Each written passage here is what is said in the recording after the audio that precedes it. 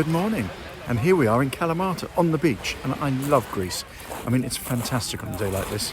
It's mid-May, and it's about 27 degrees, and I am declaring summer.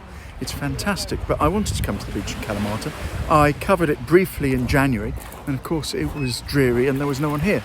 So I've come back down, and I just wanted to talk really generally about beaches in Greece, and particularly the Peloponnese, so I hope you find this interesting. Come right down to the end of Kalamata Beach, in the shadow here of Mount Tegetos. The other side of this mountain we have Sparta, but if we pan round to the right, we're looking down to the Mani Peninsula, and that for me is why you come to Kalamata, to be honest. It's a fantastic base if you wish to explore the Southern Peloponnese end, and in the distance there you can see the town of Kalamata. Now if we carry on along here, and we will, we come to a fairly industrial harbour and then a marina. And then the other side of that, you have Messini, and you go on down to Koroni, and all the way down there are fabulous beaches. I'm not going to stand here and tell you that this is the best beach in the Southern Peloponnese. It's not. But it's not a bad beach either. And I think you actually get three types of beaches here in Greece. And they split out as follows. You have the beaches which are intended for the foreigners. They're highly invested. They cater to the foreign tastes and are generally really expensive. Then you have the beaches for the Greeks. These are beaches which would be viewed as Greek holiday resorts. Yes, you'll have foreigners there, but they'll be very much set up and tailoring for the Greeks. And then finally, you get beaches like this one here, where they are, as I call them, coincidental beaches. They're beaches that exist simply because there are beaches here. And they're not necessarily set up either for the Greeks, although this one certainly attracts the Greeks at the moment, but rather they are set up because they are here and there's an opportunity to make money and for people to enjoy themselves. And you don't come to Kalamata for the beach.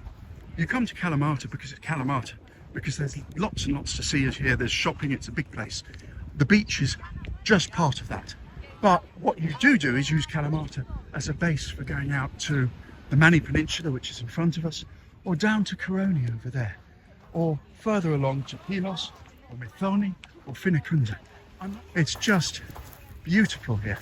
And if you go down to the Mani Peninsula over there, you can drive to Aeropoli, which is a good place, or Githia, and use those as a gateway to deep Mani, to go really far south and see the tower houses that are famous down there, see the most southerly spot in Europe, see the gates of Aegean, explore this rugged coastline, and just experience Greece in so many more ways than you would if you just went and sat on one island. I can't recommend that highly enough. Explore Greece. And if you wish to explore Greece and you wish to explore the mythology of Greece, the Peloponnese is the place to do it. Because there's 3,000 years of history here, all visible, all explorable, all accessible. All you need is a car. You can do it with public transport, but I wouldn't recommend it. The Mani Peninsula, absolutely not.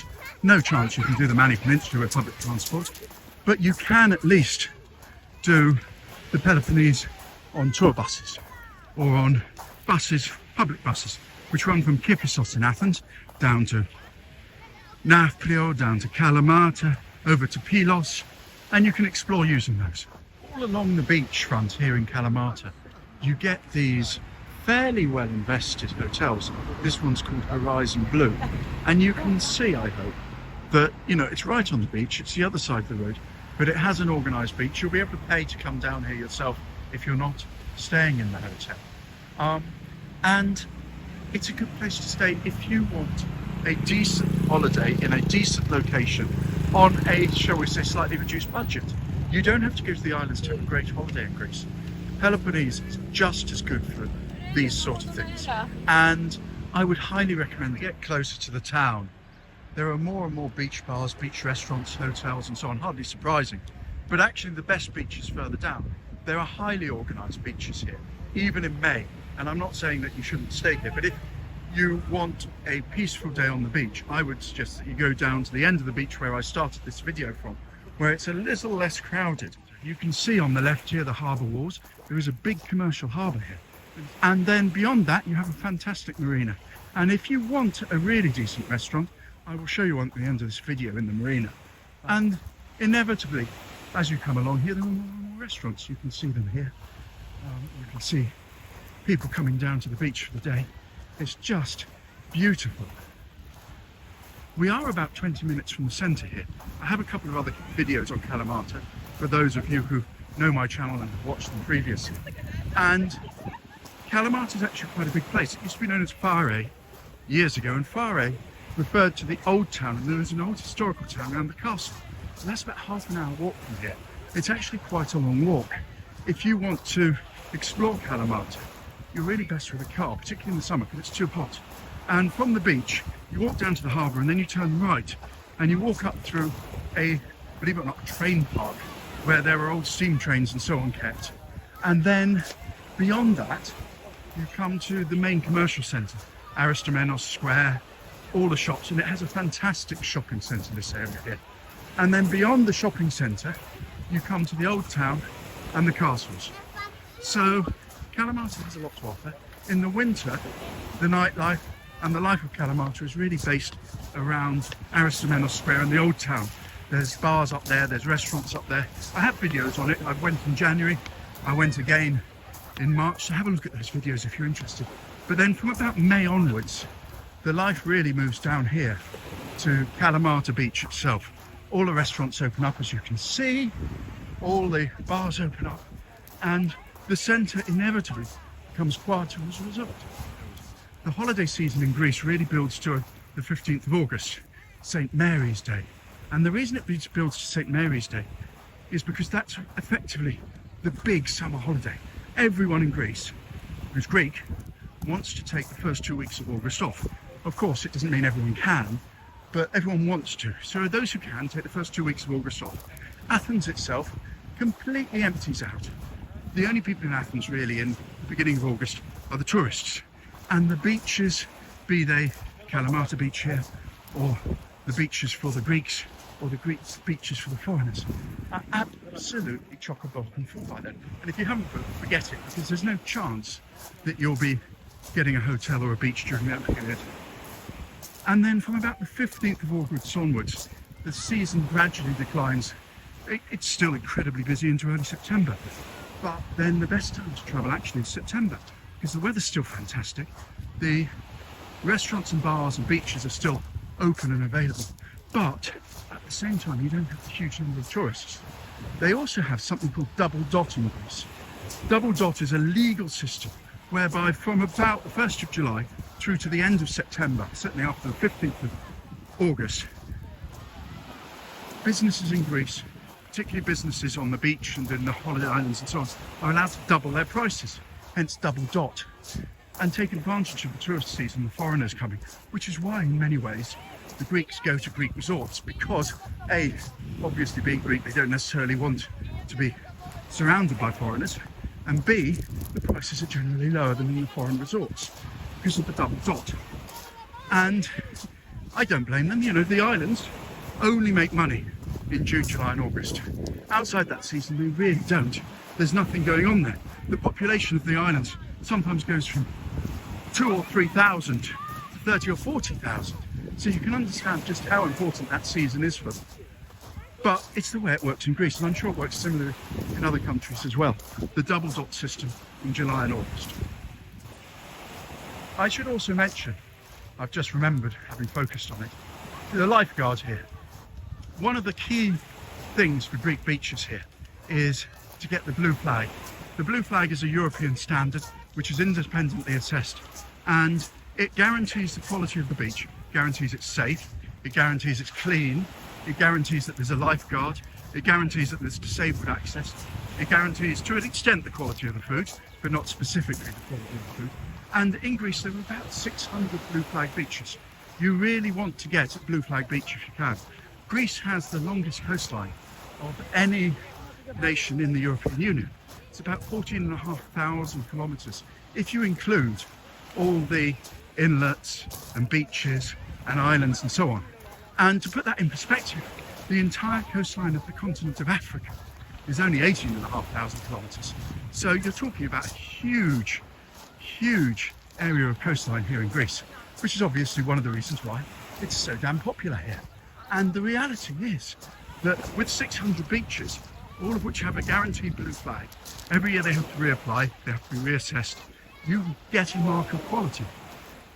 In contrast, in the UK, I think there are 30 or 40 blue flag beaches. And let's face it, the beaches in the UK are nice, but you wouldn't be swimming in them in May like you are here. It's just fabulous.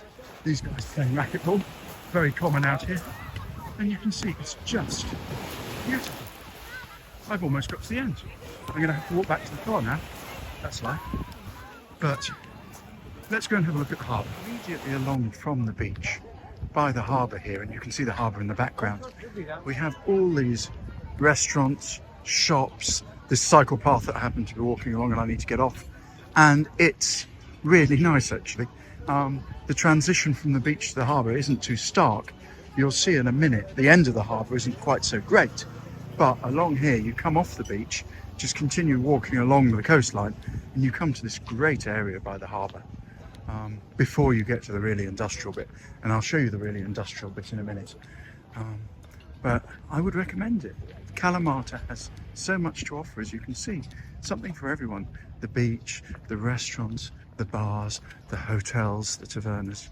Really nice down here, and they're pedestrianising it. Last year it wasn't pedestrianised. You can see they're just pedestrianising it now. Really nice. They actually do a pretty good job of hiding the industrial part as well. I mean, it is behind me, and we'll go and look at it right now. But you can see even when you look down, you don't really see it. You see it evidence perhaps in that rather barren building at the end. But along here, it's very, very nice. A little bit more sophisticated than the beach, should you want something a little bit more sophisticated, packed with hotels as well. This is where the life moves to in the summer, from the centre, from the old town, down to the beach and the harbour area here. And it's lovely. Really, really nice today. There's absolutely nothing I can say to make it better than it actually is. It's pretty derelict, pretty old, and pretty devastated. And unsurprisingly, it's quite quiet here.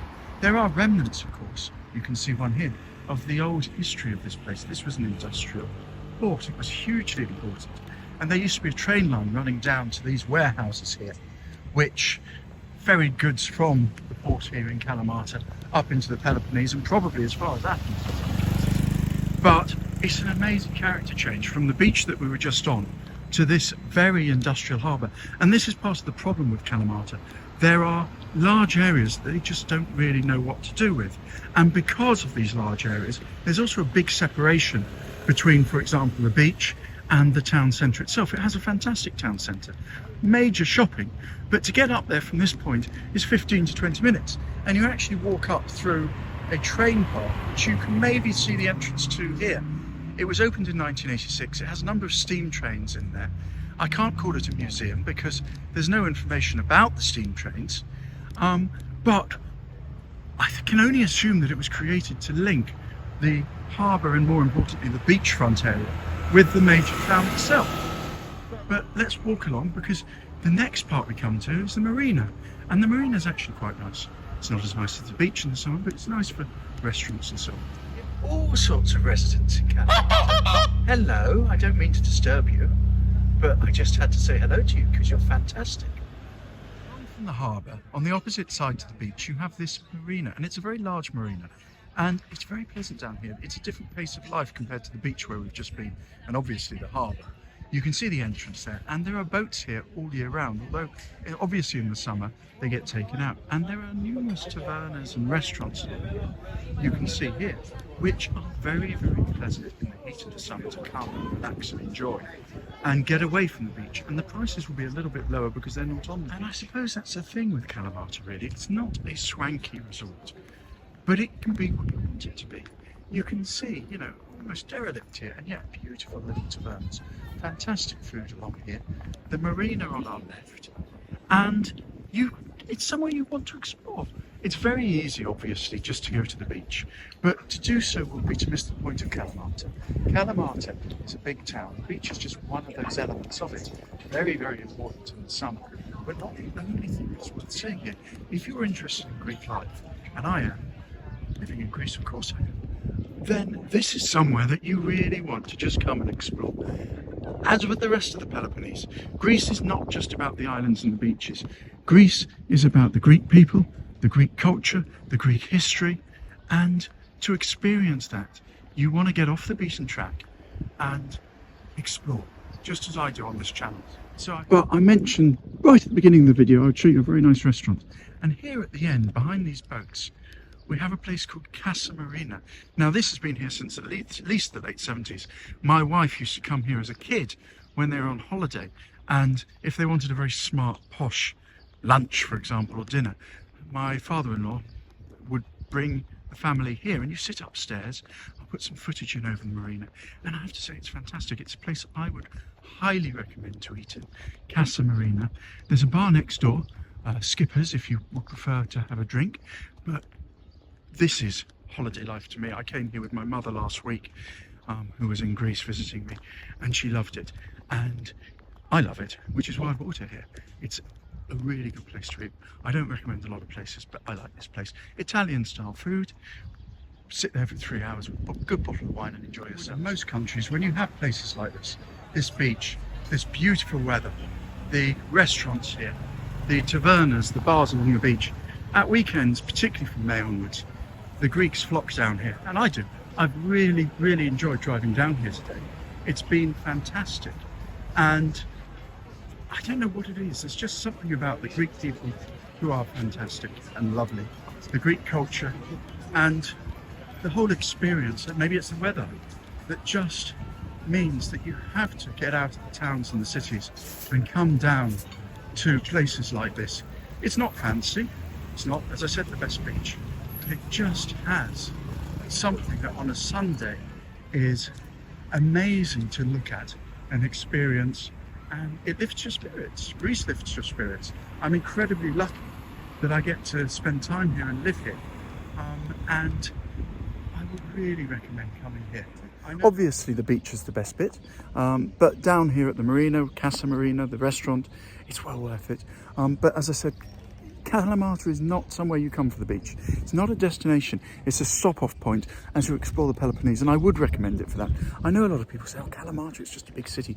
No, it's not just a big city. It's an amazing place if you take the time to explore it, as with all of Greece.